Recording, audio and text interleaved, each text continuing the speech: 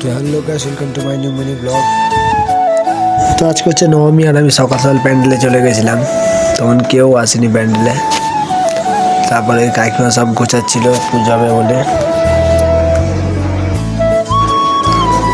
ঠাকুর দেখতে গরুটাও এসেছিল।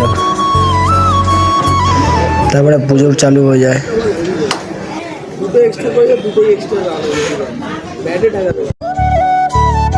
আর আমরা বন্ধুরা মিলে আজকে লস্যি বানিয়েছিলাম, অনেকটা গরম বলে।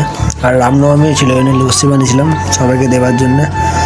আর আমার মুখে অনেক ব্যথা, ঠিকভাবে কথা বলতে পারছি না।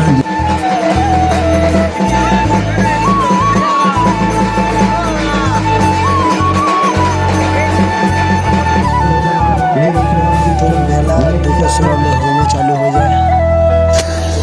তারপর অনেক বেলা হচ্ছিলো বলে আমি ঘরে চলে এসেছিলাম। তারপরে সন্ধ্যেবেলা আবার গিয়েছিলাম ঘুম থেকে উঠে। একটু পর থেকে ফাংশন হচ্ছিলো, ভোগটাও রেডি হয়ে গেছিলো।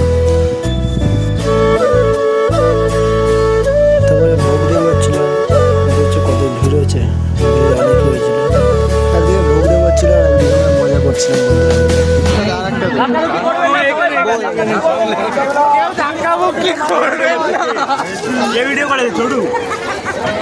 আমি খাবো না, ঘিরে বাড়তে কি করছি থেকে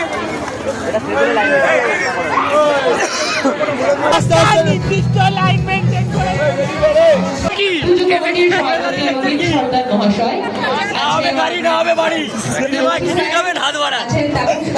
ভোগ শেষ হতে হতে 10টা বেজে গেছিলো। তারপরে আমার শরীরটা ভালো লাগছে না বলে আমি ঘরে চলে গেলাম।